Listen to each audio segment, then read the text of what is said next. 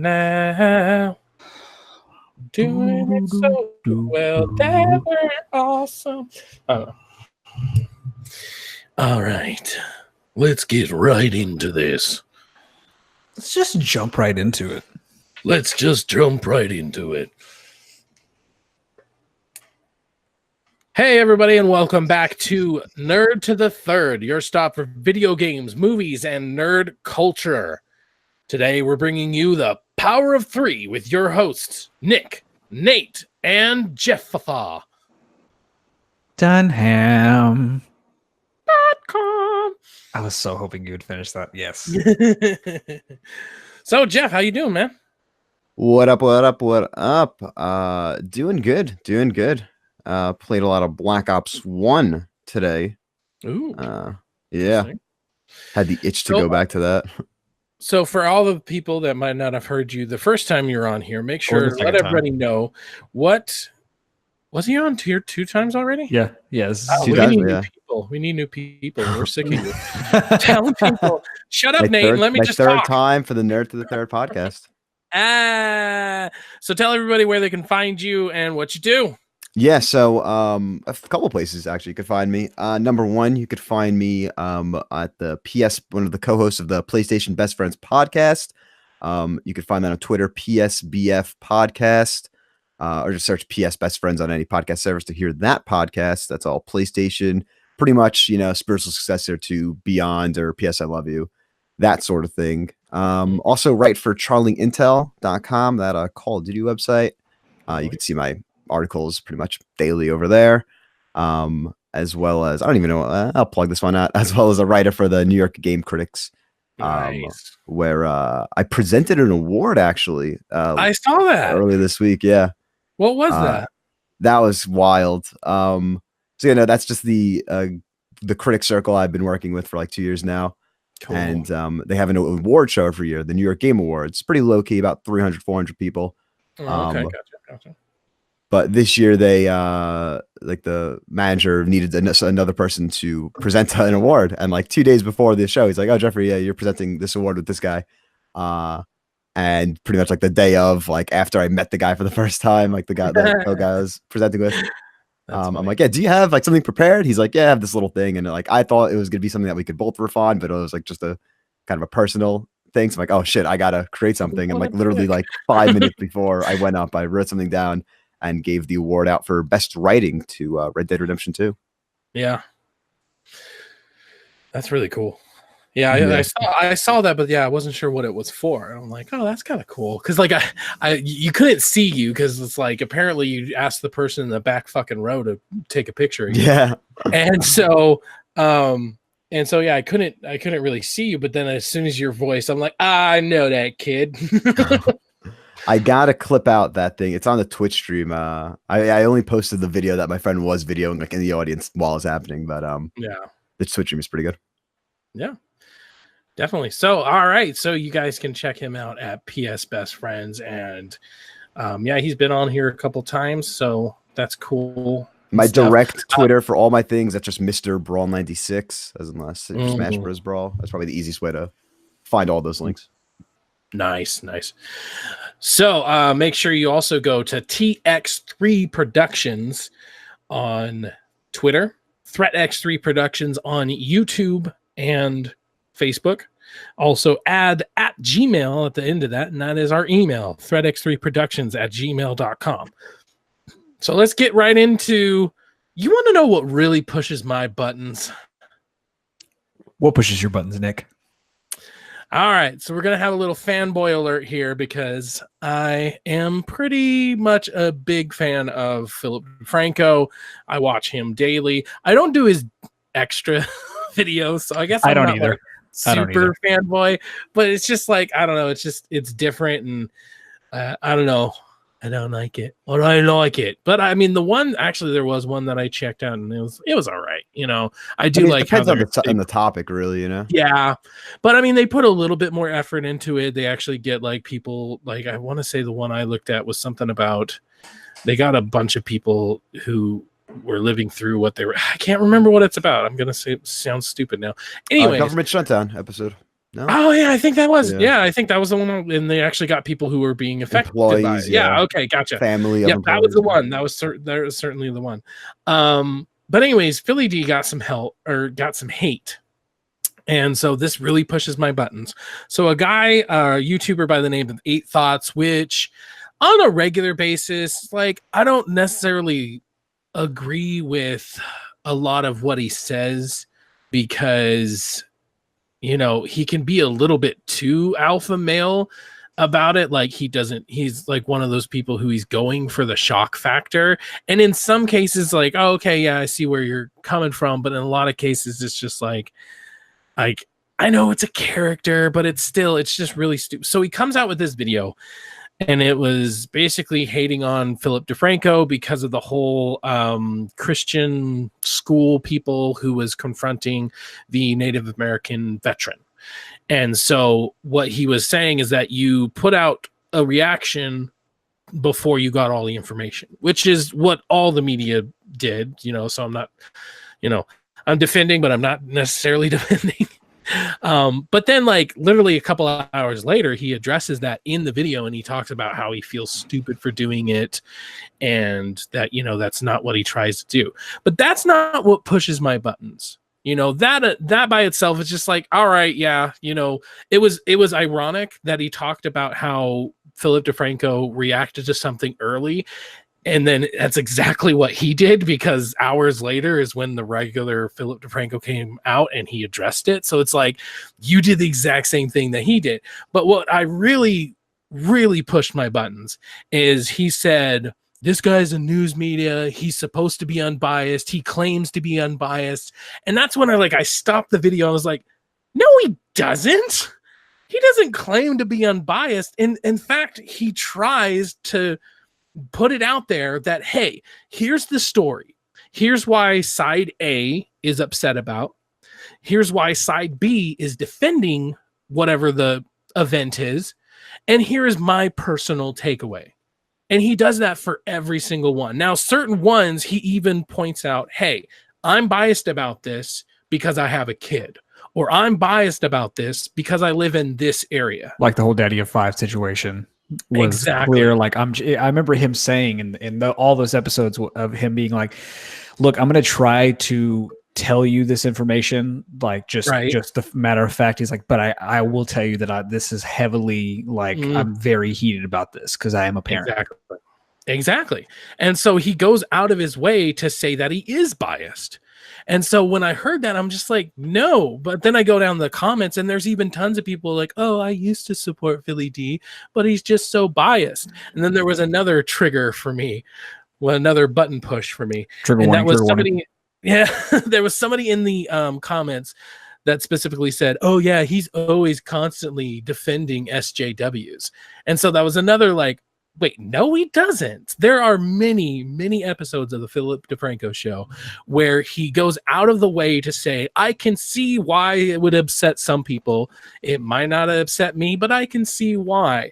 But unfortunately, when you yell out sexist or racist at every small little thing, you don't do as much good as you think you're doing. You're actually doing more harm than good, because if you say everything's sexist, everything's racist, then nothing is. You are hurting it more than you're helping.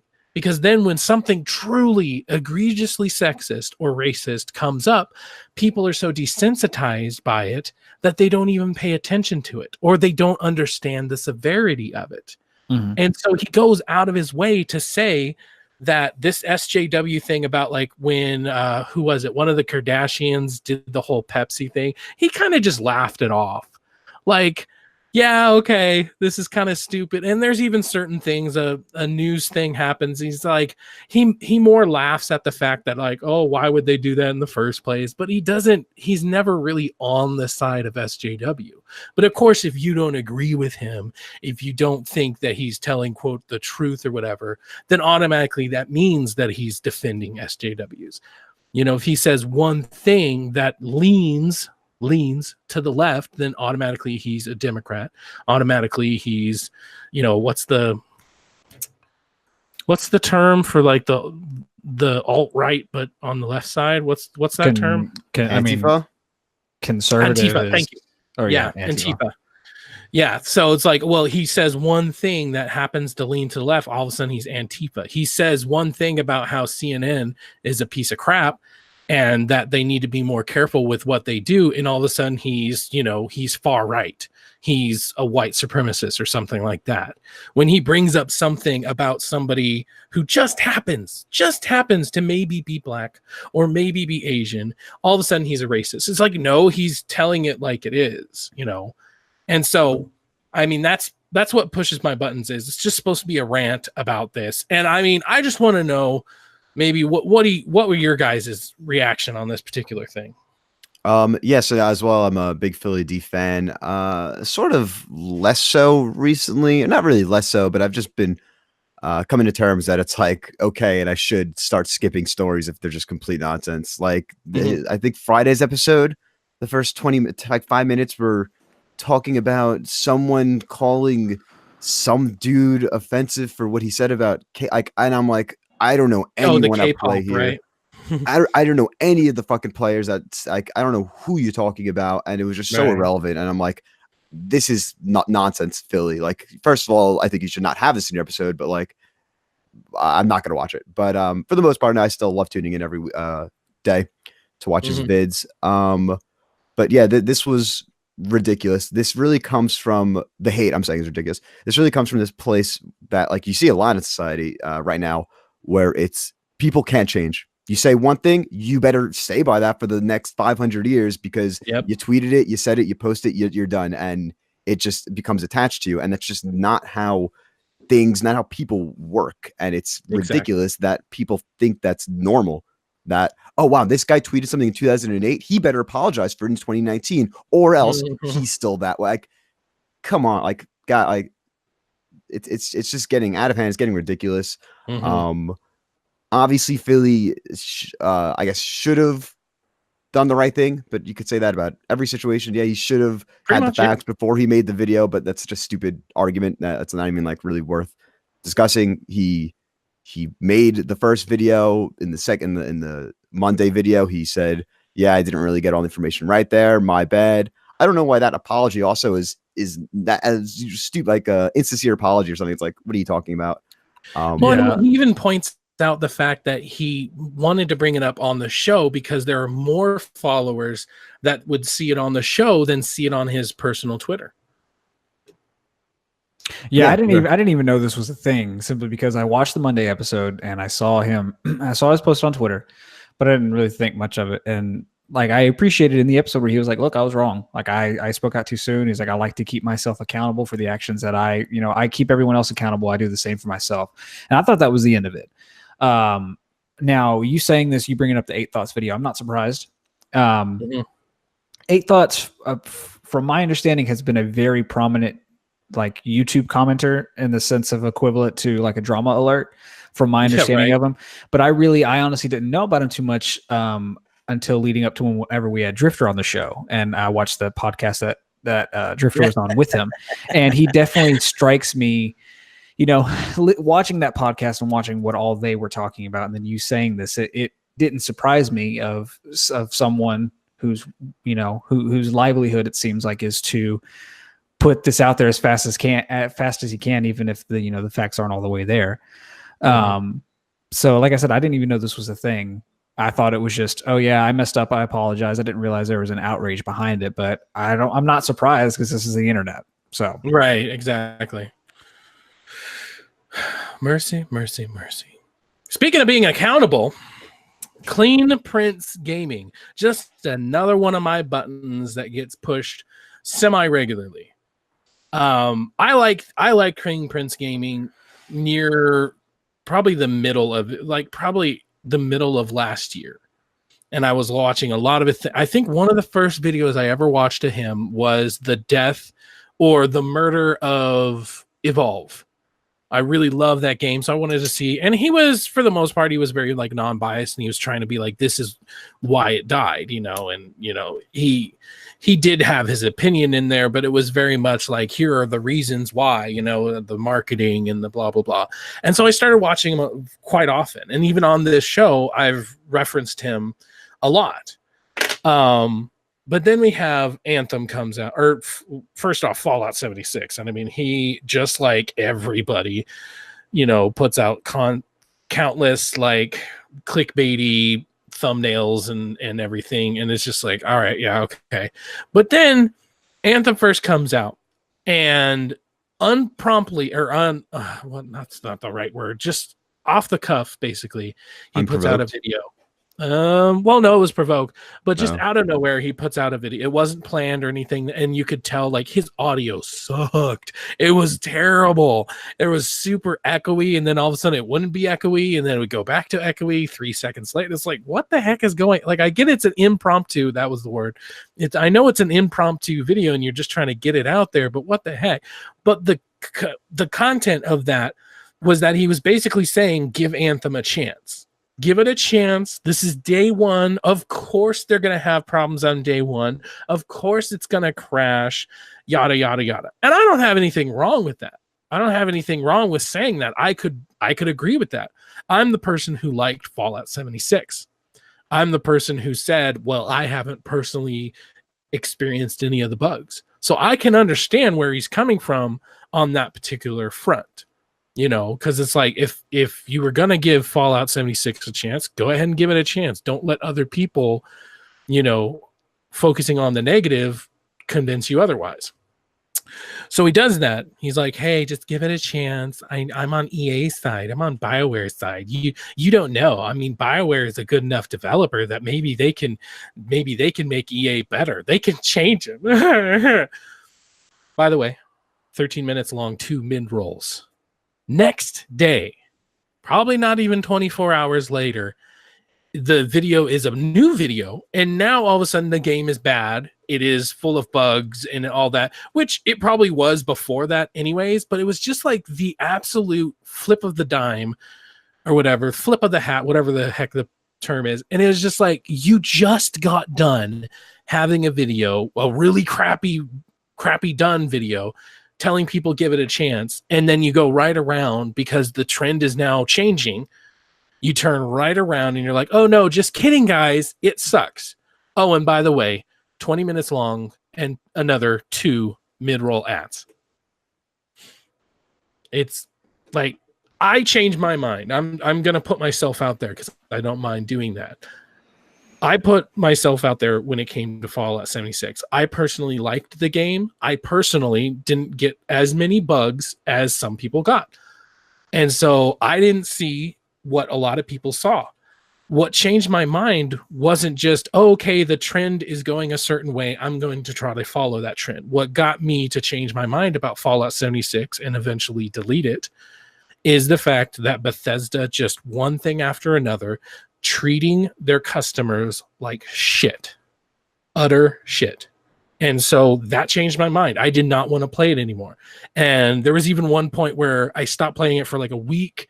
Then they're like, oh, okay, we're going to make the canvas bag thing, and we're going to live up to our word and do. And I'm like, oh, I started playing it, and then I can't remember what the next controversy was, because there was a next one and a next one. And then I was like, you know what? Fuck this. You know, and I just deleted it. So what the fucking hell? Okay.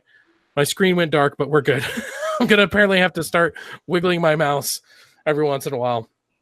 So anyways, so I stopped playing 76. I stopped. And like, I just feel like I don't want to put myself on a high horse, but I feel like my reasoning behind changing my mind wasn't just because. And I have a quote from his video. I have to find it real fast. This is an actual quote. And when I saw it, or when I heard it, I'm like, are you freaking kidding me? It was just such a clear chance to cover his ass, because he knew that people were going to be in the comments saying this. But anyways, I was right yesterday. Don't judge a game based on day one server problems. But do judge a game when you've played it. Well, no fucking shit, Sherlock. So I don't know. I'm done talking. Anybody else want to give in their 2 cents? Well, yeah, go ahead. I was going to say, I didn't know about Clean Prince Gaming until you started bringing him up. And so I watched a couple of his videos here and there, but one of the things that I've always found with him is anytime there's something going on the internet, like, for example, I don't know if he made a video about Retro taking back Metroid Prime 4, which is a big news story. But anytime something like that happens, I will always see his thumbnail, or I'll always see his video pop up somewhere, and it's something of a negative context.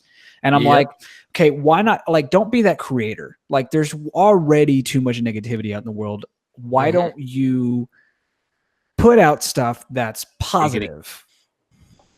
Well, yeah. I don't put out very often, but no, but no, that's, and so it's not made me want to watch any of his videos. Like his titles and his thumbnails are the opposite of what they should do for me. I don't want to see what he has to say because it looks like it's going to be negative. And sometimes, like you said, with Fallout 76, maybe it was warranted in some cases. Other times when it's something like this, it seems weird. Yeah. It was the amount that he was putting out. I mean, Layman Games was bad about it too, but it was still like, I don't know. I mean, that's why I try to be different on this podcast. I try to do things different for ThreatX3 Productions in general. Instead of jumping on the side of the outrage, we always try to look at it in a more logical sense. And we try to look at things a little bit more positive. You know, I hate to keep bringing it up, but Fallout 76 is obviously the perfect example. Instead of focusing on the negative, I tried to just give people my perspective. My perspective was different than other people's perspective, and I owned that. And I still own that. I still think Fallout 76 was a good game for me. It ended up sucking for a lot of people, but I personally didn't experience those bugs, so I just wanted to put it out there. And that's what I always try to do. Sorry, what? I said you done with OPP. Oh, yeah. I'm done with OPP. You know me. All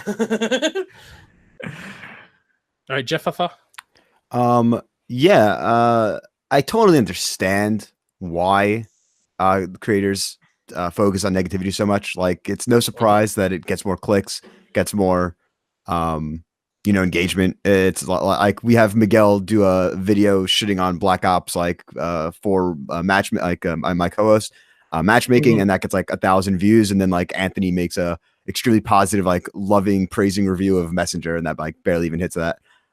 So it makes sense from a business standpoint. So like obviously I'm not going to be like, oh, why are they always so negative? Don't be negative. I get it, but I think that it's there. Sometimes it is warranted, and sometimes it's not. I'll give an example from the zombies community. I want to say right now, but I mean, zombies community is so dead that this is like back in December. But there was a big zombies creator, Mr. Raffle Waffles. There's a zombie outbreak. Pretty much, yeah. We're all fucking dead in the community now. But he was pretty much, giving constructive criticism on what Treyarch needs to do and what are the issues exactly with Black Ops 4 Zombies. And everyone was just saying, well, why are you so negative? Do you even play the game? Do you even like the why you even talk about this game? All your videos are shitting on it. And it's like, no, he wasn't just being negative. He was giving constructive criticism. And, there obviously are those creators. I haven't watched this Clean Prince game video, but I mean, if he's doing what you're saying, then they're just, building up this negativity and having a kind of unwarranted or exaggerated negativity just for the sake of it. Right. So it has, and then we of course praising too much without any substantiated fact or reasoning also isn't good. So it really just comes down to having a good balance of a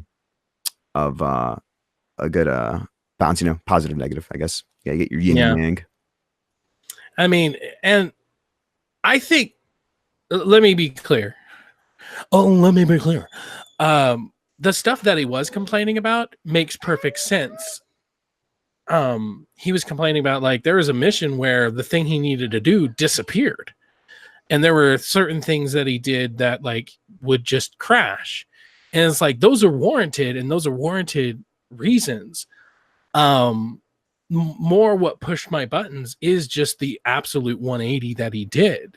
You know, why put, I guess it goes back to the whole Philip DeFranco thing. Why put out a video before you have all the information just to put out a video where you do have all the information? It doesn't make sense. For some creators, it does, because of whether they're a small time creator or, you know, something else. Like I think 8 Thoughts even brought this up in that podcast that him and Drifter did, where like that's their bread and butter. If they're not out the moment something happens, then they're not going to get the coverage they need on that video that they need. You know, some people I feel like don't have the room to be able to do that. So like in 8 Thoughts, for example, that's his shtick. That's what he does. The same thing with Drama Alert. Anytime something happens. True. But that's the content. That's the context of the content. So it makes sense. Mm-hmm. But I mean, like the way you describe that, it makes sense. And so that was what pushed my buttons about like Philip DeFranco's situation, is that he wears everything on his sleeve. So when he does do something like that, it's just like, that's his opinion. He's allowed to have it, especially on his personal Twitter, you know. Whereas if he would have did that on the Philip DeFranco show, I feel like it would have been a little bit more egregious, because like he said on the show, he gets way more views than the Twitter. And that's why he put the apology there rather than going on Twitter and be like, hey guys, I just found out, yada, yada, yada. I'm sorry. You know, he made sure that the biggest audience was going to know that, hey, I fucked up. And you fucked up. You fucked up, AA Ron. You don't fucked up, AA Ron. But yeah, Clean Prince Gaming is just like, he went through this whole dry spell where he stopped making content because he got called out. He got motherfucking called out for not using his own gameplay stuff. So now at the beginning of every video, he talks about how all the images were captured by me and me alone. I'm like, dude, the fact that you have to fucking do that is really fucking sad. Yeah, you could have handled that better. Like a good example is really anything from What Culture or websites or YouTube channels like that you know, they do lists. Mm-hmm. Every single time. Like if they're showing gameplay, they have a little banner that pops up. It's like gameplay by. Yeah. But if he wasn't presenting that, then that should be called out, because you're stealing other people's stuff. Even if you ask for it, if you're not representing that it's theirs, you're stealing it. Mm-hmm. Just like if you have an ad in your thing, but it's not straight up, hi, why don't you buy Jiffy Lube? If you don't have in the description or something like that, if you don't have, I think now it's hashtag, they have a new hashtag now. Philip DeFranco conveniently was talking about this very thing, how they have a brand new thing where you have to have the proper hashtag, because people need to know. People need to know, am I shilling this stuff out because I'm just talking like a normal Joe, or hey, they're giving me a little cheddar? That's how you young people say it, right? Cheddar. Yeah, I'm cool. Not anymore. I mean, all right, so I mean that's our personal takeaway from the situation. If you guys would like to give your 2 cents on it, on either the Philly D hate or the Clean Prince Gaming hate, let us know down in the comments below, or at TX3 Productions on Twitter. All right, so up next, we're going to be having a nice open discussion. Open discussion. I did not like that. God damn it. You and me down by the tree. I need a chair. Ugh. Any hosers. All right, so open discussion. We always start with our guests. So, Mr. Jeff, what would you like to bring to the table? Yeah, so coming off of, we're talking slightly about Anthem, more about the commentary around Anthem. I'm going to use that as a jumping board to talk about my experience with Anthem this week. Really wasn't much. Pretty much my brother invited me through the VIP access friend code or whatever thing. On the website, it said, you have access to this. Here's how to download it. Try accessing the game. It's like, no, you don't have the access. And I'm like, all right, whatever. Yeah, no, right. And it's like, I'm looking at two EA screens, both telling me counter things. And then, of course, people having this issue online. And I'm like, all right, the public beta is like in a week or two. I have other games to play. I'm going to play other games. but it's just becoming this thing where it's games as a service, online games. Figure it out. It's getting ridiculous that games are being launched in not final states, Black Ops 4, and under the guise of games as a service, which, let me also be clear, games as a service can be great and can be amazing and have the potential to be great games. You know, Destiny eventually gets there every iteration. Division as well, Assassin's Creed Odyssey and Origins as well, I think are great games of service. But it's too often with the big budget AAA games where it just doesn't make sense. Where it's like, really, you didn't expect this many players, EA? Like, you know the amount of people pre-ordering. We get this same bullshit excuse every time a beta doesn't work, where it's, oh, we didn't expect this many people. It's like, stop it. You did. Yeah, you did. Like, straight up, you have the numbers. Their excuse this time was really weird, and I don't personally believe it. Their excuse this time was that we're playing a 6-week-old build of it. What? Like, if you have a current build that runs better, that has a different economy, yada, yada, yada, why the hell wouldn't we get that? Why wouldn't we get the most up-to-date thing? But obviously, you are going to change certain stuff. Like, you're not going to show your full hand when it comes to like microtransactions, because you don't want people to freak the fuck out, obviously. But why would you give us a crappier version of it? And like, it was such a clear move that they were trying to temper people's expectations. Like, oh, this is 6 weeks old. Like, you don't even have the up-to-date. Like, okay, yeah, whatever. Sorry, go on. I mean, they could give whatever excuse at any point, but that it really just becomes, if the game isn't working correctly when I'm playing it, I'm just testing your game. And sure, you're calling it a beta, you're calling it an alpha, call it a bunch of names, but it's just going to become the situation where people are just going to start expecting less from games. And I wonder what that, what the consequences of that will be. Will people be less excited for betas? Because I mean, that's been happening to me over the years. You know, betas used to be the hottest thing. You know, Bad Company 2 beta. Let me get in that or something. Hell yeah. Oh yeah. But now just when something says early access game beta, it's like, first of all, that's just, don't even call that beta, because that's what the official game's going to be at when it comes out. You know, it's like games just are always in these early access beta states. And not all games, of course. I'm talking about the games that have the issues. Black Ops 4, Battlefield 5 was another great example that just changed itself up like three times after launch. And it's like, you know, with the whole TTK shit and stuff like that. And it's just, I don't know. What are your guys' thoughts? Are games as a service going out of hand? Do they need to rein it in, get tighter experiences? So Nick, go ahead and go, because I'm going to do what I did last week and kind of flip this a little bit. So give your take first. My take is, I feel like everybody can agree with, you know, having a game where I get to keep playing it for a year, 2 years, something like that, isn't inherently bad. And obviously you already said that yourself, Jeff. But what ends up happening is it really is just an excuse. It's just an excuse to get it out as soon as possible. And that's the mentality of the AAAs that is the worst part. It's not even necessarily games as a service that's the problem. It's the fact that it needs to be out. It needs to be out by, you know, blah, blah fiscal year. Like, the reason Anthem is coming out in February is because it's before the end of the fiscal year of 2018. The end of the fiscal year of 2018 isn't until March 2019. And so they want to get it out so that they can show their investors who give them more money to do more projects. They want to get it out and show them, hey, look how much money we made. But especially EA, what happens is that they put out this inferior product.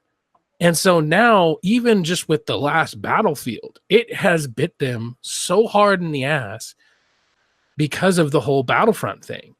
And so that's the problem. It's not games as a service. Games as a service is actually getting a horrible rap on everything because it's attached to games like Battlefield. It's attached to games like Call of Duty. And so it gets a really bad rap. As soon as you hear something as a games as a service, you automatically assume, and sometimes rightfully so, that it's going to be a bad game. And then in a year, you can pick it up on sale. And it's really just the corporation of games that is toxic right now. Putting out a game because you need money, getting the hype train going, and getting it so that people just can't wait. Honestly, I feel like if you're going to do a beta, what you really need to do, in my personal opinion, is have like either a month long or a week long. And then you need to make sure that you can change certain things. Like, you need enough time. That's for sure. You need at least a month in between the beta and the release of the game. Right now, as of right now, Anthem has gone gold. So what the fuck are they going to change? Now, granted, obviously this isn't a beta, quote unquote. This is a demo. So that somehow clears them of all wrongdoing. But where was I going with this? So, I mean, the fact of the matter is, it's the corporation. It's the money of it. Because I can tell you, I've played a lot of it. Oh my God, it's so freaking awesome. Like, when I get in, let's preface that. Am I right? When I get in and I'm flying around like freaking Iron Man, oh my God. When I'm snapping around and I'm shooting, it is so awesome. The problem is, this could use another month. This could use 6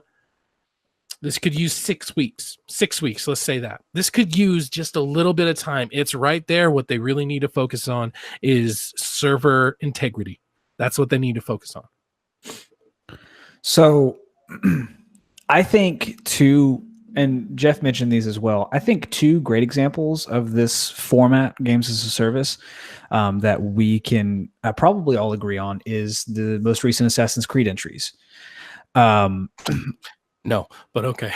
Well, specifically, I'm going to say about Odyssey just because it's the most relevant. So they tried it with Origins, where, hey, we're going to roll out these events, roll out this DLC, so you can still, play it. But they had Odyssey right around the corner.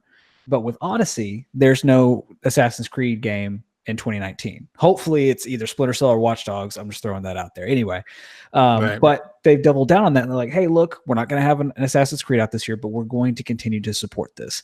And whether you like the decision or not, the whole thing going on with the controversy with the DLC, basically, anyone's not listening or not paying attention, the whole thing with Odyssey that people have loved is the fact of you are really able to create the character and the person that you want. So, like, prime example, a lot of people, and iGlad was giving them an award for this, for, this game seems to be a lot more inclusive to the LGBT community. I know it's Q and other additives, but whatever.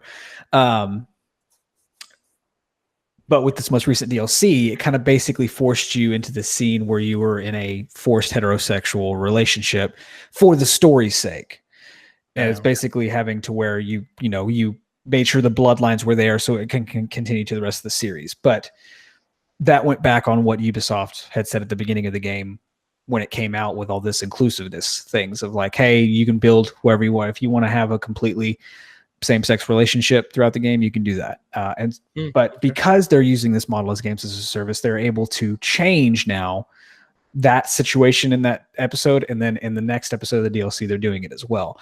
But I think those are good uses of games as a service because they're single-player games, but they are able to get you to play. Like Odyssey, I haven't picked up yet.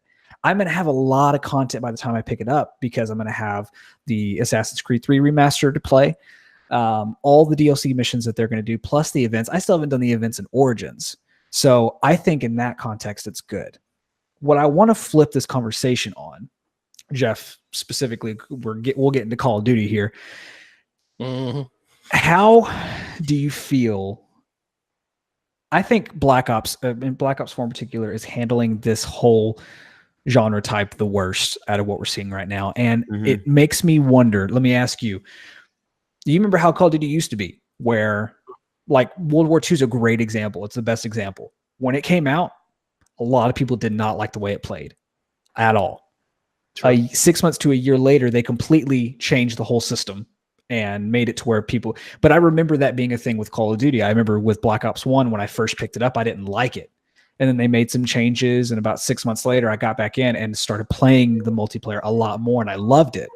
And I remember that's what they would do is at first it would be this way. They would work on it. And about 4 to 6 months later, they would change something. And now it's better.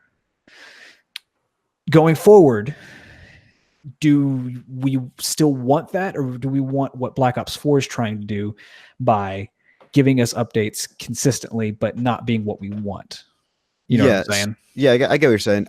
So I think it is great that World War II is able to switch and, change and become something players wanted to play over time as a game as a service. But it's just getting annoying and frustrating when that is even the case. Why is the game at launch not what the game players want to play? Why can't they just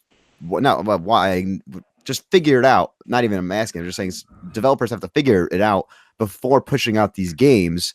So it's like, well, I think with that one too, I think World War II really had an identity crisis. And simply Black Ops 4 has the biggest identity crisis ever right now. And it's just, you have to stop doing But this one's more egregious because it's Treyarch. They should know better. With Sledgehammer, they only really had, yes, I know they worked on Modern Warfare 3 and they worked on Call of Duty entries in the past, but this was only their second primary entry. And they went from doing a futuristic shooter to the next thing being a boots on the ground World War II shooter. So I can see how, them implementing new systems, them not hitting the mark. But with Black Ops 4, it's like, you guys have been doing this for over 10 years. Over 10 years. Why is it like this? Why are we, and I know the answer is Blackout. It's probably the answer is they're giving more focus to it. But even still, it's like the fixes that they're doing for 4 in multiplayer, I don't feel like are working. I would rather them work months on it to get something right and then give it to us when it's fixed. Don't piecemeal it and then continue to still having to fix things that you're piecemealing. That's my take on it. No, agree as well. And just another aspect to this is, since it's an annualized series, I just feel like helpless, I guess, or just like distraught, because it's, I know you're going to fix this game in a year from now, but guess what? You're going to release another game. So what's the point? Why am I sticking around with you between January and March of 2019 when, sure, August 2019, the game's going to be great and the game's going to be the game everyone wanted to play in October 2018. But guess what? Right. November 2019's 4 months after that, and here's another fucking new game. And it's like, I'm asking myself, I did kind of the same thing. No, I did I? No, whatever. But I'm just with Black Ops 4, it's like, I'm asking, should I invest all this time into zombies right now? Should I grind in zombies, or should I wait till they fix the issues with zombies and then grind? And then it's like, should I just wait for Black Ops 5? Like, should I just keep waiting or just not stop playing? And I don't like, because at the end of the day, I still love Call of Duty, love Blackout, love the time I get to play with zombies. But it's just the games. I tweeted out about this when I got a crash like a couple weeks ago, but it's like, let me play you. I want to play this game, but the game is constantly fighting me and just doesn't want me to play. And as a player who has put years, money, hundreds of dollars into this series, I don't know. I honestly don't know when enough is enough. Now, obviously, isn't enough because probably after this fucking episode, I'm going to jump into another Blackout match with friends to get another merit or whatever. But I don't know. I maybe next year I'm just going to break and swear off it. It's like, and because Miguel talked about it so much is what got me into it. And I actually talked about this a couple weeks ago. Like, it always made me laugh whenever Miguel would always talk about Ghosts, and he'd be like, "Oh yeah, it's so much better." And I remember when I played Ghosts when it first came out, I enjoyed it, but it wasn't what I wanted. Like, it was the game at launch to me felt like a disappointment. It was just like, I liked the functions of it, like the mechanics, but it didn't seem enough. And now we're to the point where they're giving us way more that it's making me. I went back to Ghosts and was playing, and I'm like, this is gameplay I miss. Like, I just want this. Just give me something that works, something that's simple that I can pick up 6 years later. I mean, fuck, has it really been 6 years? Yeah. It really has. Right. Jesus. I mean, let's all admit that the games as a service shouldn't actually be in a game like Call of Duty. you know, because like you said, it's annual. So yeah, why even give a crap? I mean, I feel like the people who are doing it right are the ones that aren't putting out sequels. So as much as I think it's overblown, Overwatch, you know, they're having constant updates and constant buffs and nerfs and but that game was everything built for that. I don't think it was built for that. And have you heard Blizzard or Activision, for that matter? Because I mean, now Activision has a piece of that pie. Have you heard anything about Overwatch 2? No, because that's not the way it is. Like, we need a Call of Duty. We just need Call of Duty. That's it. Stop giving us Call of Duty : something else. Just give us fucking Call of Duty, because that's what everybody every year loves. should be a new season pass of a new map streamers or something. And I think that would by each studio, and it has to just be a platform. I mean, the biggest thing is Blackout. Like, what the hell is going to happen to Blackout when Modern Warfare 4, whatever the fuck it's going to be? I think Blackout's going to be the easiest thing. I really do. I think they're going to basically just share assets and do the Fortnite model of every year. They'll do a radical change of this content. I don't know, but I can't see, unless progression carries over it. Why the hell would anybody care? My personal prediction is that it's going to separate from Black Ops, and it's going to merge. Maybe Infinity Ward is going to make another map, and then you could choose the maps, and that'll kind of be like its own separate thing, and call it Call of Duty Battle Royale, whatever. But I will admit that that's Activision what they need to do. Yeah. But sorry, I'm just saying, I can't imagine Activision forcing Infinity Ward to build another Battle Royale from the ground up. It just doesn't make sense. Right. And that's why I say I think it's the easiest transfer, because the gameplay of it's pretty simple. The whole thing with multiplayer that gets more complicated is they have their different systems. You know, like I think you guys have talked before on PS Best Friends about how one thing that Treyarch can learn from Infinity Ward is their netcode. That's a great example. But each game just plays differently. You know, like Black Ops always played differently over Modern Warfare. And back then, everybody loved the difference. Or I say everybody, I'm generalizing, but I love the difference. I'd be like, I'm in the mood to play Black Ops. I'll play Black Ops. I'm in the mood to play Modern Warfare. I'll play Modern Warfare. Blackout, it seems like it's going to be the most easily transferable, because there's not really a whole lot of gimmicks there. There's items and things that are, that game specific. But as far as the gameplay itself, it seems pretty easy to just reskin it. Yeah. Well, I feel like that might be a pipe dream. I mean, there has been rumors already that they're going to make it free to play. And if they just call it Call of Duty Battle Royale or something like that, that would be the dream. And I feel like anybody in the Call of Duty community would like that, would prefer that. But like what you're saying is that, oh yeah, they're just going to share assets. And it's like, they do that to a certain extent. Like Pick-10 is a perfect example. It started off on Treyarch, and then Infinity Ward started doing it. And now it's just a main staple. But I mean, they don't straight up like share everything. It's not exactly one-to-one. And the reason why each game feels different is because of Treyarch and Infinity War. I prefer Treyarch Call of Duties just because of the way they feel. I don't know why, but it just feels different, from the snappiness to it, reloading, just everything about it just feels so different. And I prefer Treyarch over Infinity War. In most cases, I completely skip Infinity War because I just don't give a rat's ass. In a small segue, I really, really, really, really, really hope they don't continue the trend of not doing single players. Especially they've already somewhat confirmed that, but yeah. Well, I think they did, right? If Infinity Ward's entry this year is Modern Warfare 4, which most people, it's either Modern Warfare 4 or Ghost 2. I mean, it's one of those two. I don't think they're going to do something new. I really would like to see, especially if it's Ghost 2. They ended Ghosts with a massive cliffhanger. So if they did Ghost 2 and it didn't have a single player to answer that, I feel like they'd be like, okay. And most people don't care about the single player enough to want an answer. But if it's Modern Warfare 4, I want a story. I want a new next-gen Modern Warfare story. Yeah. I can agree with that. Yeah.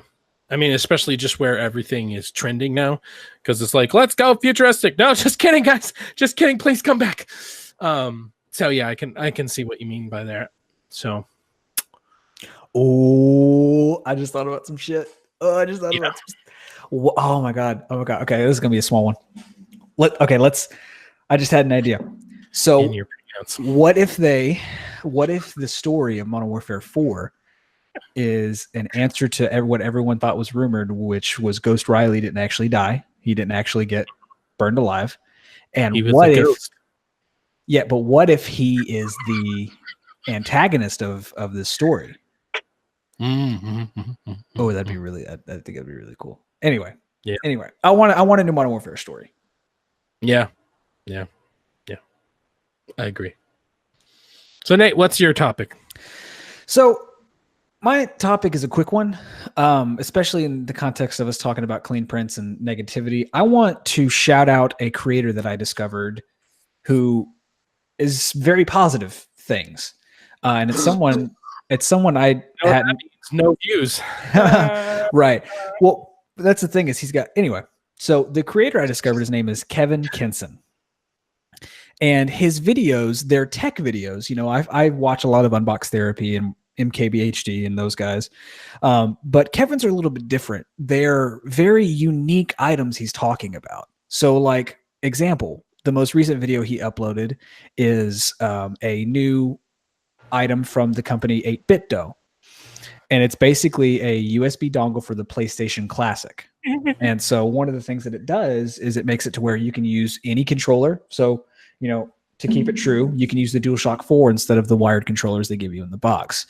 But another benefit that it gives you is you can actually go through the emulator menus and change things that some people didn't like. Like, for example, all of the emulations, all of the games you're playing on there are under the PAL code or whatever it is, which makes it run at less than 60 frames. So that's a setting you can change in there. You can change it to NTSC, which will give you the gameplay at 60 frames. You can also add things like an FPS tracker but you can play around with it where you couldn't before. And it's just like, I was watching, I was like, man, this guy, his photography is good. Like the shots are very, very good, but also the subjects of the things that he's talking about are super interesting. Like there's another one where he has this device that's basically a PC PS4 controller, but it looks like kind of like the Razer gamepads, like the individual hand things. But it's just, it's new things. It's not like your typical tech video where everyone's reviewing the new Apple Watch or something like that. Like he goes and digs and finds these very intricate devices to show off and, you know, to display. And it's just, and he's just like, he's got a great sense to his videos. I mean, if you go to his about, it says, I make videos about video game things. You know, but he's definitely, yeah. And all of his videos, one of the things I don't like about some of the other tech guys is their videos are always 9 to 10 minutes long. For the most part with Kevin's, they're like 5 to 7 minutes, 4 to 7 minutes. And see, now I like that because that shows you that he doesn't give a shit about ad revenue. Because you can't do mid-rolls unless you have it 10 minutes long. Yeah. Like, Now, as far as, you know, he's got a following. He's got about 470,000 subscribers. And each video gets to about, you know, 170 to 200. Like that PlayStation one I talked about, he's almost at 1 million views. And that was posted a week ago. So he's doing well, but he's not hitting numbers like MKBHD and Unbox where they're like 1 million a video. So it's just a nice, different person to watch because I have, you know, the kind of set people that I'll watch on a regular basis. Right. And it's nice to discover new creators and to discover like different people. Right? Exactly. That's another great one. But no, I just wanted to give him a shout out and tell people to go check out his videos because I think they're really worth your time because you'll learn things that, like me, I didn't know existed. Yeah. Can you do me a favor? What? Can you say dongle again, but really soft? Dongle. Oh man. Dongle. Oh. Say it again. Dongle, dongle, dongle. All right, we're doing it in the camera this time. Dongle. Okay. Put it in my dongle. Yeah, no, okay, I'm done with that now. All right, that's just for you folks at home. All right. Yeah. All right. So since we had Jeff on here today, I think one of the last times we had you on, we happened to be talking about Destiny. So I'm like, you know what? This is perfect. Activision and Blizzard, or almost said Blizzard, God damn it. Activision and Bungie just had a breakup. And so now Destiny 3 could be good. It could actually be good because we don't have Activision with its like, I'm the puppet master. Well, I mean, that's actually the thing. This will be the actual final determination. If it was Activision or Bungie, that was the reason for Destiny 2's Rocky Start. It was Activision, just so you know. But let's just agree to disagree. But I mean, but my point is like, what could this mean for Destiny 3? What could we want from Destiny 3 now that we don't have to worry about? Because I mean, let's be honest, those damn engrams. That's not Bungie. You don't see. I mean, especially with the way that like Black Ops 3. I mean, Normandy Beach became a fucking show for your loot crate. Fuck you. This is a historical site that you just shat on because you're like, ooh, look at my loadout. And oh yeah, you get an achievement, you get some XP because you watch somebody open a fucking loot crate. Fuck you, Activision. So I'm hold on a second. I'm the last guy to defend Activision here, but it's the funny thing, it's not always the publisher. A lot of the time, it's the developers wanting to put it in to impress the publisher. But true. Like you would find, like if you ask like developers and stuff, it's more often than not, it's the developers who choose to do it for the publisher, of course. But it's not as. And I'll defend Jeff a little bit on the whole Destiny 3 thing with the statement he made about we'll see whether it's Bungie or Activision. I agree. I agree with that statement that he made in the context of what he was giving it, because in terms of Destiny 2, I don't really know. I can't really think of a reason why Activision would be the reason for them deciding to basically start Destiny 2 like it was new, instead of taking what everyone learned from Destiny 1 and just rolling it out of the gate like that, doing something completely different. I can't think of why Activision would have their hands in that, because that itself doesn't seem. I mean, time. They wanted it out, and Bungie didn't quite have enough time to do it. That could be. They had a new system that they wanted to do. It all goes back to the money. Fiscal years and bullshit like that. It all goes back to the money. I feel like good example is. I mean, I'm just gonna all over Sony, because you look at their games and they put out a game, you can guarantee, well, maybe not guarantee. I mean, there's always a chance, but you can almost guarantee that a Sony-led game is going to be good. It's going to be maybe not pure, because yes, there's going to be season passes or, add-on content and stuff like that, but it's going to be good. It's going to be of good quality.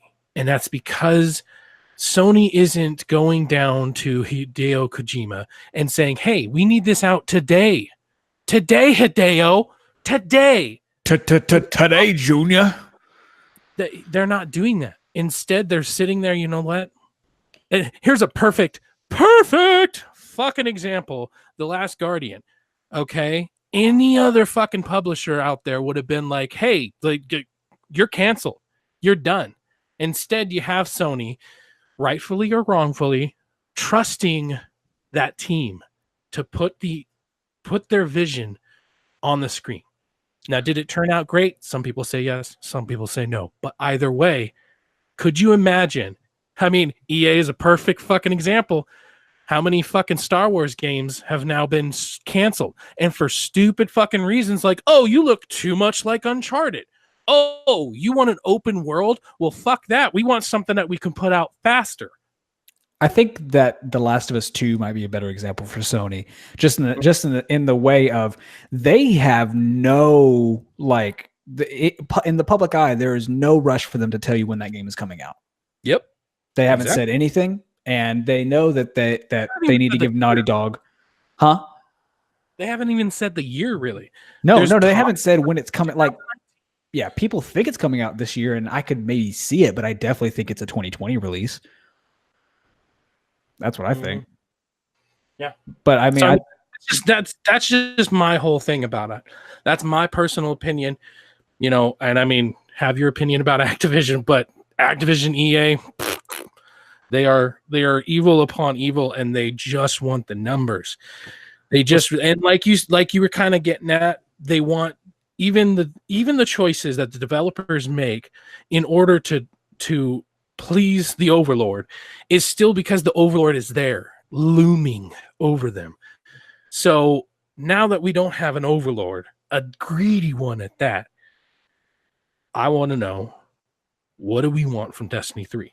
So I'm going to start it off, because one thing I would really like to see is I'd like to see in Destiny 1, they started something that I personally really liked, and that was a couple of the missions, or I mean, not missions, a couple of the maps in the PvP reminded me a little bit more of like a Battlefield rather than a straight up Call of Duty.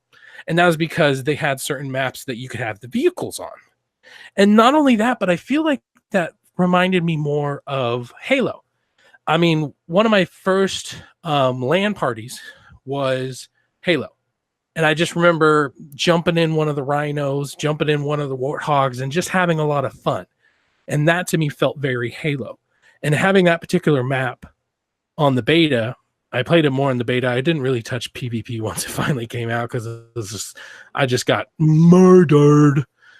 But that was one thing I was like, I really like this. You know, a more Battlefield sci-fi kind of thing. Like, I could get behind that. Going around just having fun in the vehicles and stuff like that. I would love something like that to return, even if it is just a separate game mode. You know, MOBAs were a little bit more popular, so do something MOBA-esque.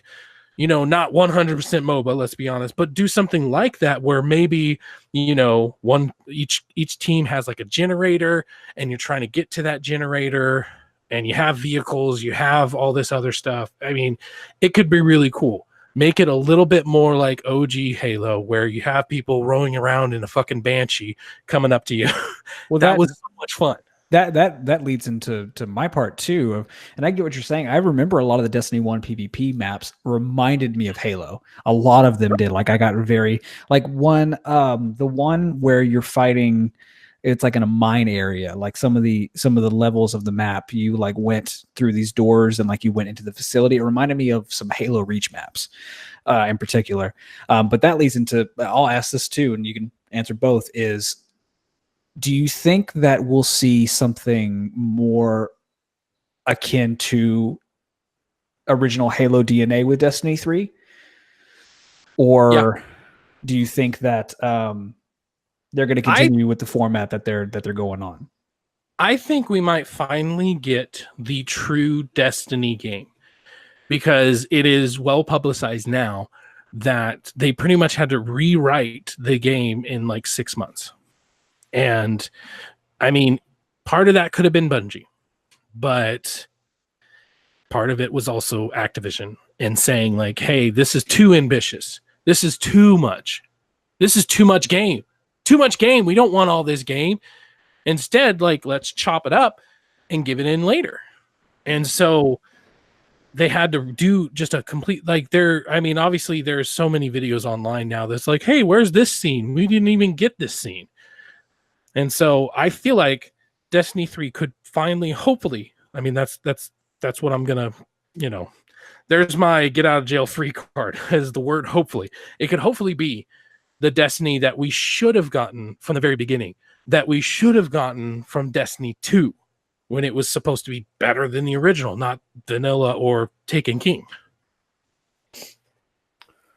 I wonder what they're going to do narrative wise, honestly, with Destiny 3, just because, you know, cutscenes, story, that voice acting, that's usually the most expensive part of a game, and that's why they didn't have to, but they're saying like, yeah, we're going to focus more on gameplay, with the annual pass for D2 that's going on right now. The first piece of content was the Black Armory, and then you have Joker's Wilds coming soon. And these pretty much are void of all cutscenes.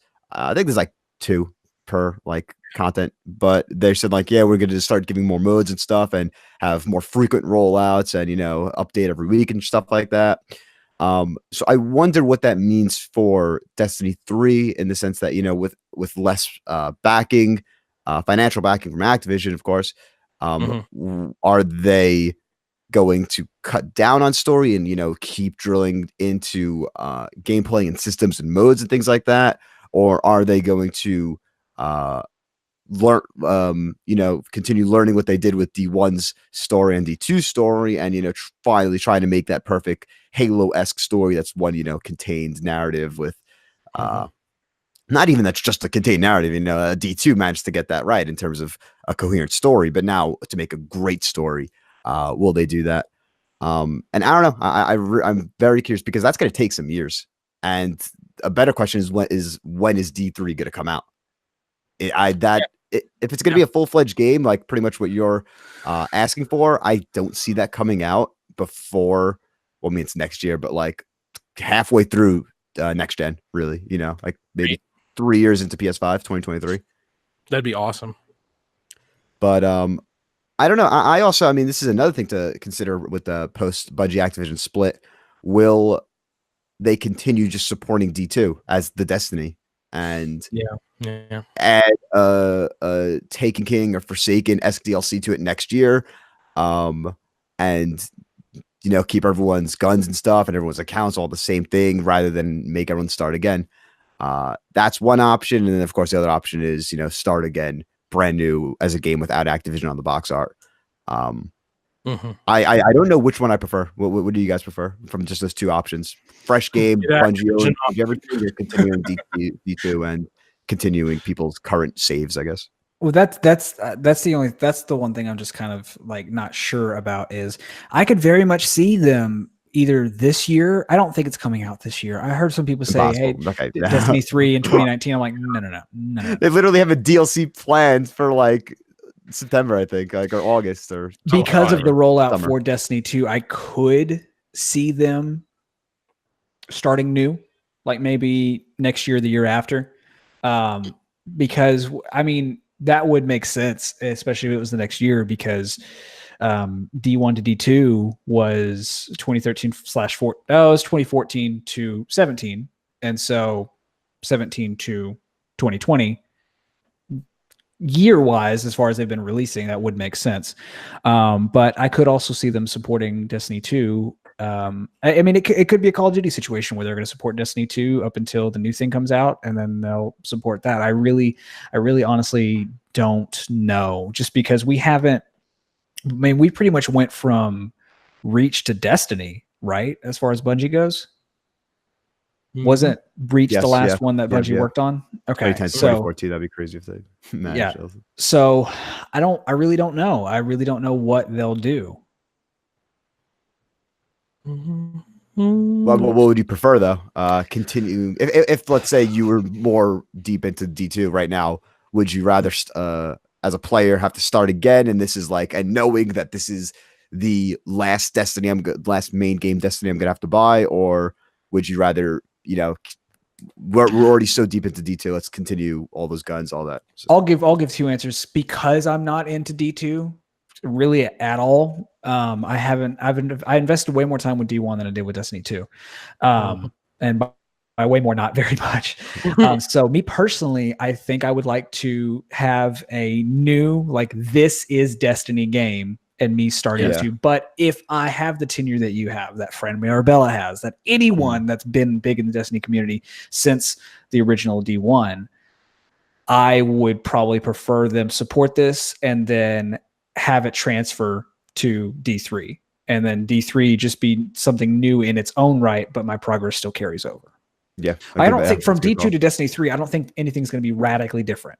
That it may be different in the terms of like systems or like the way they tell the story. I hope the load times are just killed. I hope they are cut by 90%. I remember, it's ridiculous. It's still the way it is, really.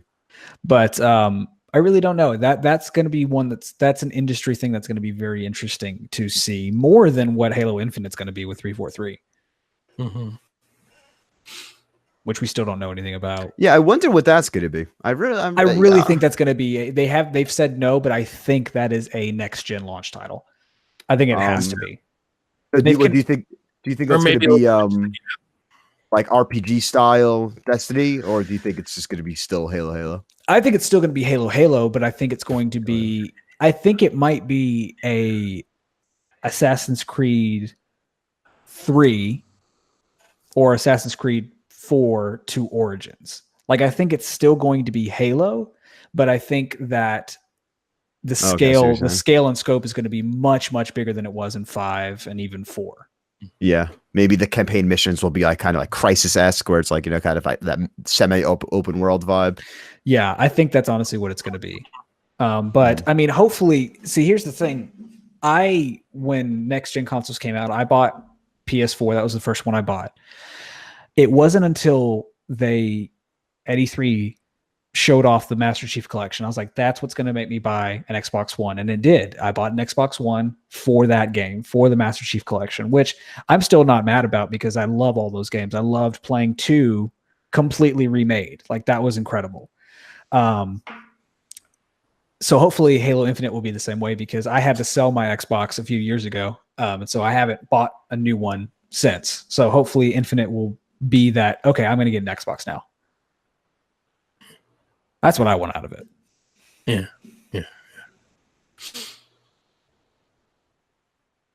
Nice. Good combo. I liked it. Got some good stuff out of that. I'm going to mark it there.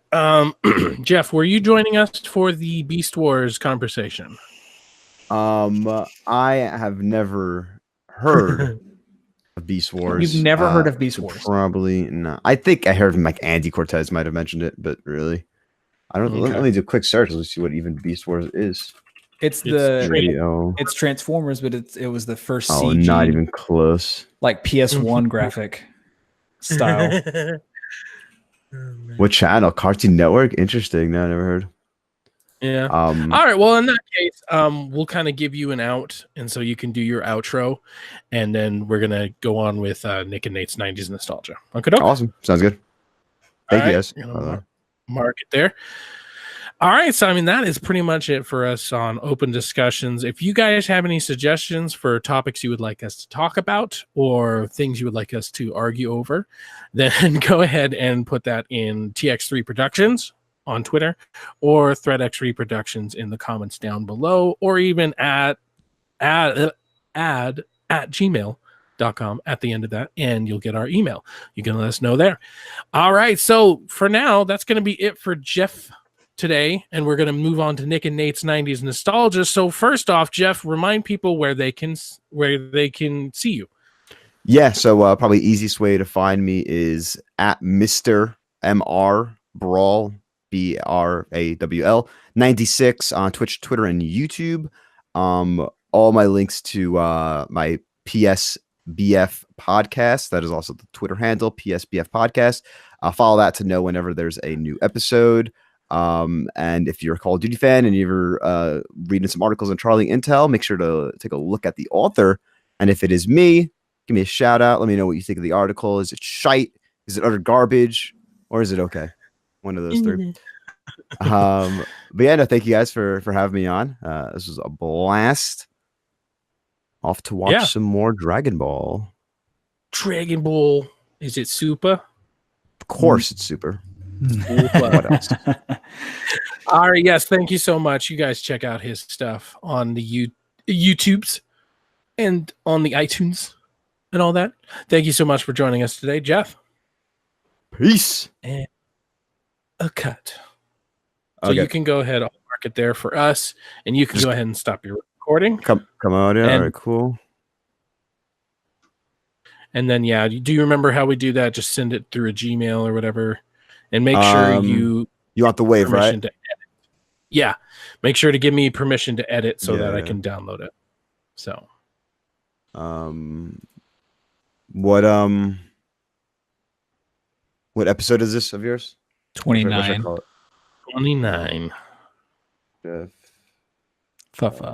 Guest at 9. Balake. Is Balake here? I still like one of my favorite like skits. Have you seen the mattress skit? No, which one? Oh my god. The Who Got That Good D? Who got that good D? No, that doesn't sound familiar. Oh my god, you've got I love it. Every once in a while, one of theirs will come up, and so I'll start watching it, and then of course the recommended just gets flooded with a bunch of Key and Peele stuff. Like lately, all of a sudden, Lonely Island came back up, so I was like, sure, why not? And I watched one of theirs, and then once again, it just got flooded, and I'm like, oh, I remember that, and so I just, every once in a while, it's nice. The Dragon Ball Fighter Z Pass 2 just got leaked, and I'm telling you, man, the first Fighter Pass is going on sale right now. You say that. You've said that for how long now? I've been waiting for about 5 months now. All right, cool. It's fully done. So when we get done with this, Nick, watch that video I just sent. That has become my favorite Key and Peele sketch ever. Yeah. Alrighty. All right. Audio is exported. I will send you the link in a second. Good ep, guys. Let me know if you ever need another voice. Oh, absolutely. We'll have you on rotation. We'll get you on here again for sure. All right, word. Peace. Later. Did I say it right? Peace. Yeah, you said peace. You said it right. All right, cool. All the extra stuff you YouTube people get. All right. So let's jump back into this. All right. So now that we got rid of that guy, let's head into Nick and Nate's 90s nostalgia. All right. So this week's topic for Nick and Nate's 90s nostalgia, chosen by was it Mike or was it Benoit? Benoit chose Beast Wars. Benoit did this one? Oh yeah, that right. Mike did X-Men, so we're gonna have to save that for another time because oh my god, X-Men. But anyways, so Benoit from the last episode chose Beast Wars, so that's gonna be the topic for today. Let's start off with let's start off with the nostalgia part of it, because obviously rewatching it can have a whole different effect on it. But just back in the day, what do you remember about this particular show and how you felt about it? I remember loving it. I remember I watched a little bit of Gen 1 animated, but I'm 23 now. So I wasn't born whenever Gen 1 came out, so I would see reruns. This came out about the time whenever I was growing up, so this is what I watched a lot of. And I remember I was like, oh man, I haven't seen animation style like this. This is really cool. It's really unique. I remember really enjoying some of the Transformers themselves. I remember Megatron. Is he Grimlock? He's a T-Rex. I don't know. Yeah. Well, Grimlock's Grimlock. I get what you mean. Grimlock. Okay, no, I think there is Grimlock later on one of the seasons actually. When I remember loving that was one of my favorite Megatron transformations. I was like, oh, it's so cool. He's got one of his arms is the dino head that's shooting where's laser at, and the other one's like a claw type thing with the tail. I was like, that's super cool. It kind of reminded me of Power Rangers with the dinosaurs and things like that. Definitely. So I loved it. I remember really enjoying it. And that's about where the nostalgia ends. That's not really okay. No, that's about where the nostalgia ends. Oh, that's about. So yeah, for me, it was definitely the same. I loved this as a kid. And the funny thing is, I don't think I ever actually watched the original OG Transformers. So this was kind of my introduction into their world. Obviously I knew about it. Everybody has probably played with the toys and how they transform. So it's I knew about it, but it just wasn't something I watched.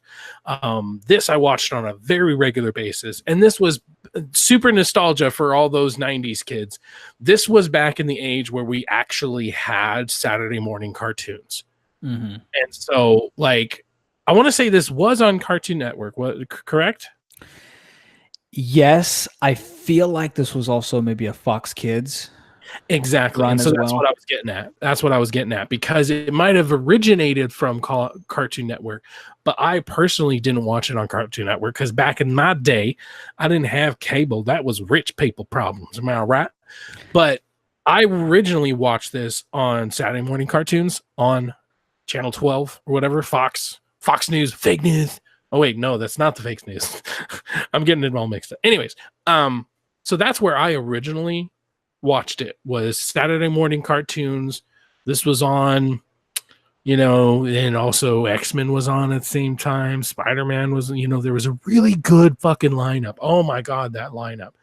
And, I was always super excited for Beast Wars, because back in that day, seeing a fully CG show like this was just really cool. And it added this, super stupid, but this third dimension to these characters. It was no longer this 2D image. It was this 3D thing. And it really felt like, not only that, but like, it has this, I guess maybe the term is uncanny valley, but it's like if you get Stewie and you get the action figure of Stewie, it can just look off because it was never meant to be in 3D. And so when you get the action figure of him, or you get the action figure of Peter, for instance, it just looks off. It looks weird.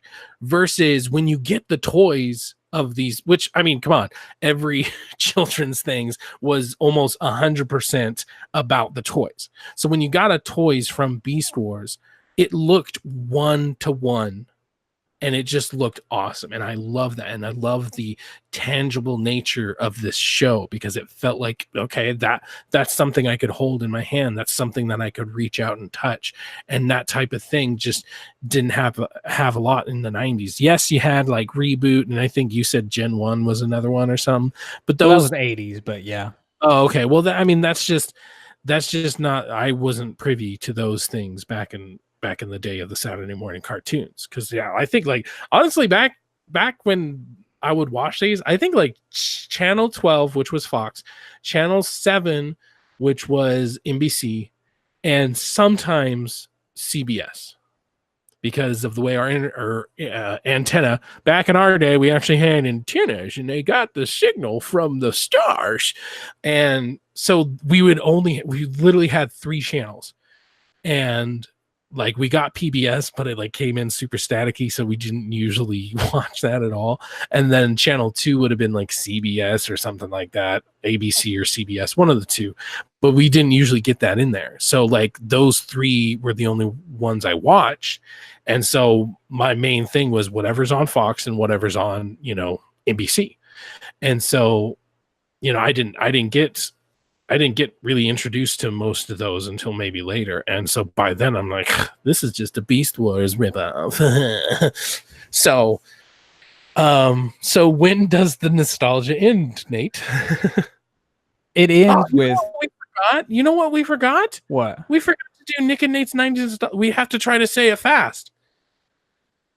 I can't believe we didn't. All right, you ready? Yeah. Okay. 10 times fast. Ready? Nick and Nate's 90s nostalgia. Nick and Nate's 90s nostalgia. Nick and Nate's 90s nostalgia. Nick and Nate's 90s nostalgia. Nick and Nate's 90s nostalgia. Nick and Nate's 90s nostalgia. Nick and Nate's 90s nostalgia. See, it throws me off because like you're like a second off in my headphones, so it's like fuck. Anyways, all right. Now that we got that, where does the nostalgia stop for you? So go to the chat on the Hangout. Okay, gotcha. Click on that last video I sent that says Beast Wars Context. Was context. Hold on.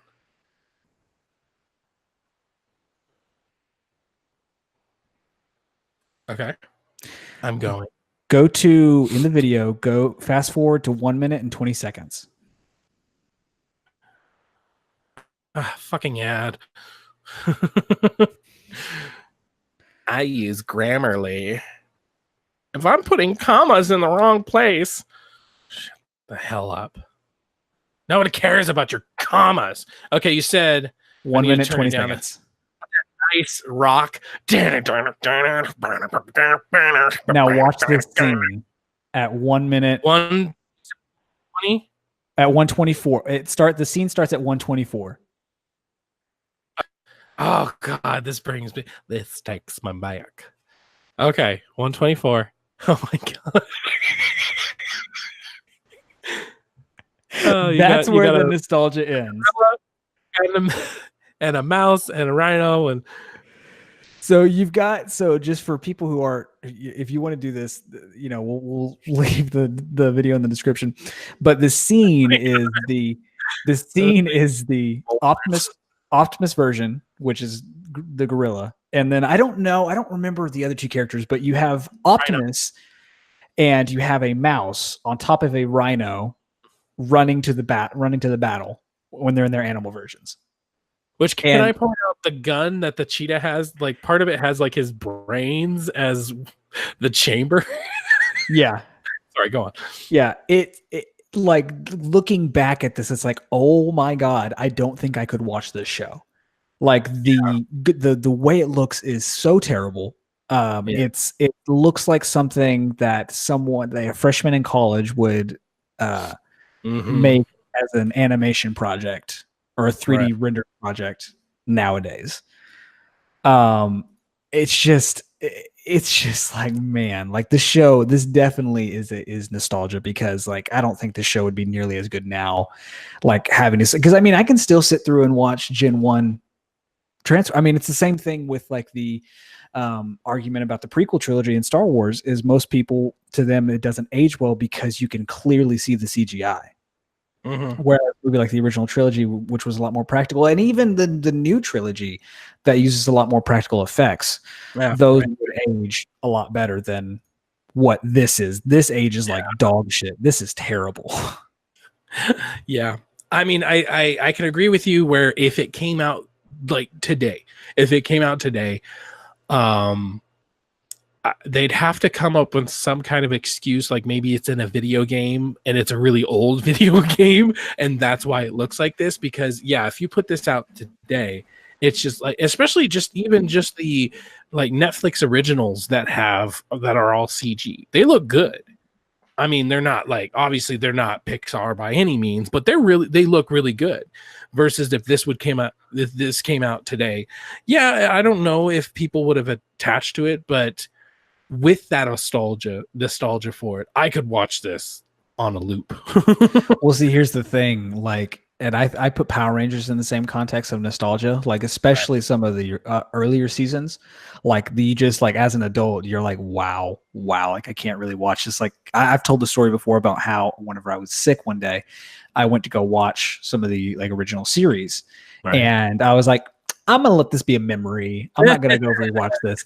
But at the same time, I feel like I would rather watch those a lot campier versions of Power Rangers than this, because they would be easier to watch still. Really? Man, I don't know. This at least is a little bit, and this is just my opinion, I feel like this is more timeless, because especially if you get a really good copy of it, it's not like that YouTube video was not like HDified or it wasn't upscaled in any ways, but you get a good upscale and it's really good. Versus if you would get, Power Rangers, you have those black bars on the side because this is back in the 4:3 ratio era. And so I feel like that, and not only that, but just the quality is easier to pick out because it's super film grainy and stuff like that. Whereas you get a good copy of Beast Wars, and obviously it's PlayStation 1 graphics, obviously, but it's still timeless in its own way. It's just, Yeah, I think out of all the ones, being a snub, that's what you're being. I think out of all the nostalgia things that we've done, this is the one in particular I'm like, wow, this needs to be nostalgia, because like I can't go back to this. Man, honestly, just watching that small little clip, I need to figure out where can I watch this online. I want to so bad now. Like, I don't care how bad it looks. It's so awesome, and it is the crappiness of it. It is like the over dramatization of some of it that is just like, oh, I love it. It's like a bad movie, but it's like you love it anyways. Like, I like Doom the movie. I don't like it because it's a Doom movie. I like it because it's a horrible movie and it's just funny to watch, and it has its like horror cliches or whatever, and it's just a badly done movie. I put the Doom name out of it, Because they don't technically ever say Doom, you know, so it's not Doom, it's just Space Marines on Mars. Yeah, I guess this one is definitely going to be a personal preference one. Yeah. Go ahead and do our shtick. Nick and Nate's 90s nostalgia, and I'm glad that this is one that we can disagree on, you know, because if we're always agreeing, like, that's no fun. You know, it's no fun. It's fun when we have a 30-minute long conversation about how the Last Jedi just really sucks. See, that's entertainment, people. I'm going to one day rally, and I'm going to get Daniel back on here. I'm going to get Anthony on here, and we're all going to fucking corner you, and we're going to have a conversation about The Last Jedi. That'll change my mind. I'll be like, oh my God, you're right. Those cinematics. What was I thinking? I am such a nerd. I'm so sorry. I bow down to your will. Last Jedi is the best Star Wars of all time. It's not. I'll point that out there. It's not the best Star Wars of all time. And the fact that you can say that, I win. Anyways, Beast Wars. Now, did you ever happen to see the sequel to it? I think so. The sequel to it, I'm gonna have to Google it because I can't remember. It was Beast something sequel. I need to pull my thing out. Was it Beast Machines? Sequel series to Beast Wars. So that's what I put in the Google search. Let's see if that actually gives me a Beast Machines. Beast Machines is, God, that's a terrible name. Why did they think they could get away with that? Beast Machines. Okay, so Beast. Oh, yep. We were right on the Beast Wars thing. This and Beast Wars aired on Fox Kids. Heck yeah, I'll tell you what, man. 1999 to 2000. Wow. Yeah, what I liked about Beast Wars is that Beast Machines. That's where I was going. What I liked about Beast Machines, obviously they fixed up the graphics a little bit more. I mean, they're still pretty bad. But they fixed up the graphics a little bit, but it actually ended up taking place like on Cybertron or something like that. And so they were the Cybertron storyline I love. Yeah, right. So they were in their beast modes, or they had their beast transformations, but they were able to finally go back or whatever. So I don't know. I like it. And I think it's probably the same thing where it's like, it's because it's nostalgic to me that I can revisit Beast Machines as well. Because I mean, it's still not great. It's way better. Beast Machines graphics wise is night and day. It's straight PS1 to PS3, honestly. Right. Yeah. So, I mean, I don't know. It's so charming. And I mean, that's the thing, is that it's so charming, and it's so, it is so nostalgic. I mean, I've already really said it, but yeah, if I didn't have the nostalgia for the series, I don't know if I would like it. But I don't know. I am the type of person that would see something like this and be like, this is stupid. Yeah. 80 episodes later, be like, why did I do that? I know why, because it was awesome. Was there a game? That looks like an 8-bit game. I don't know. Anyways, so we want to hear from you guys. What did you guys think about Beast Wars? Did you grow up with this? Did you watch this after the fact? And how do you look back at it now? Can you go back and look at it? Whose side are you on? Are you on Nate's side, or are you on my side? You know, where do you fall? Because I'll admit, Teenage Mutant Ninja Turtles, I fucking hate. My God. Really? Oh God, yes. I rewatched that. Now, granted, it might have been the time of my life. I had the time of my life. Anyways, but I just had my surgery on my back, and so I was stuck in bed. I had all 10 seasons of Teenage Mutant Ninja Turtles, and by season 3 or 4 they started fucking up so bad, because they had, like, Leonardo had Donatello's voice for some reason, or Raph would have Mikey's voice for some reason. It's like they were clearly like taking clips from older episodes and just making them reworked in this. It was so weird. Anyways, but that's not it. Honestly, like the newer Teenage Mutant Ninja Turtles do a really good job of making Shredder a formidable opponent.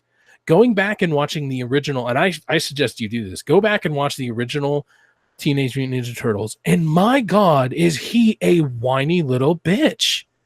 I want to get the turtles. Wah! And it's like, oh my God, I don't remember him this way. I don't remember, the Shredder being this whiny little bitch. I remember him being a force to reckon with. So seeing that was just like, wow. And I couldn't do it because it was every episode. He's like, nah. And I'm like, wow, dude. So in fairness to this whole conversation, as far as Ninja Turtles go, is the original series I watched a little bit of as a kid. The one that I am very tried and true with, that's my personal favorite, is the second run, the one that went from 2003 to 2009 on 4Kids TV. Yes, absolutely. That one is my favorite, especially when they do the like time one. When yes, the spinoff, the spinoff. That my God, that was so good. But it was also like animation that I loved. Like it was like, it wasn't the very cartoony of the original. It was like, oh, this is like a little grittier. This is like I like the edges and stuff. It was a lot more badass. So that's my personal favorite. I can see what you're saying about how the original one. Yeah. Because I remember especially seeing the original Shredder, and I'm like, you look like a fucking goof. Yeah. And then the one from the second run is like, oh, this dude is like a machine. Yeah. All right. So back to Beast Wars. Back to Beast Wars. Whose side are you on? You're on Nate's side where you're like, I'm okay with this just being a memory. Or you're on my side where it's like, just hearing about it makes you want to see it again. All right. So let us know down in the comments down below, or TX3 Productions on Twitter, or add @Gmail at the end of that, and you can get our email. Also, we would like to start doing listener/viewer requested topics, either on open discussion or what pushes my buttons, or anything that you have an idea for, whether it be Nick and Nate's 90s nostalgia, comic book club, anything like that. Any suggestions you have, we want to start getting the viewers interacting with us. We want your guys' opinion on stuff. We want to know how we're doing, everything that how you doing? How you doing? Eh? Yeah. So, what we're going to do here. So make sure to go to our Twitter. You can DM us. I have it so that you can DM us, or you can just go @TX3 and I'll still answer it that way too. Or you can go to any of the comments, or just email is also a really good way. So let us know, what kind of topics would you like us to talk about. If you have like a rebuttal for one of our things and you'd like us to maybe bring up the same subject that we've talked about in the past, but maybe in a new light, I'd love to have that too. Because there's so many times, and it's the typical podcast person thing to do, where you're like, well, we want to know your input. We really do. Like, it's not just the thing you say at the end of each segment. We do genuinely want to know from you guys, what do you guys think? Because we do want to be somewhat of a very kind of fluid, I don't know how else to put it, giggity, fluid type of creators. Kind of what we were talking about when we were talking about the Philly D hate and everything. It's like, we want to try and create stuff in a way that is positive. Positive when it needs to be, negative when it needs to be. It doesn't need to be negative all the time. It doesn't need to be positive all the time. And so we want to create that kind of thing. So if you do have differencing of opinions than us, I do genuinely want to hear that. If you want to defend Activision, I would like to know, well, why do you want to defend Activision? I want to see it from a different perspective, and I'm able to because I have an open mind. So I'd really like to know, and I'd like to just hear from you guys. So let us know, TX3 Productions, ThreatX3 Productions @Gmail, wherever you want to get contacted with us. All right, thank you so much, Nate, for coming on the show like usual. Yeah. No doubt. Yeet! That's all I could. You doing that little rant, that's all I could. Yeet, son. Anyways, all right, thank you so much for joining us for this Nerd to the Third, where you can always talk nerdy to me. Beep beep. Do. I'm gonna stop doing it because I don't have it anymore. It's just like I'm done. It's not in me anymore. It's not in me anymore. But your mom was last night. I knew you were gonna go there. Yep. I didn't know you liked it in you. Jesus Christ. Oh man. That was a good fucking episode. That was a really good fucking episode. I really enjoyed that one. You're a good fucking episode. Yeah. Anytime I'm fucking, it's a good episode. All right. You can stop the broadcast now. Yeah, I know. I am now.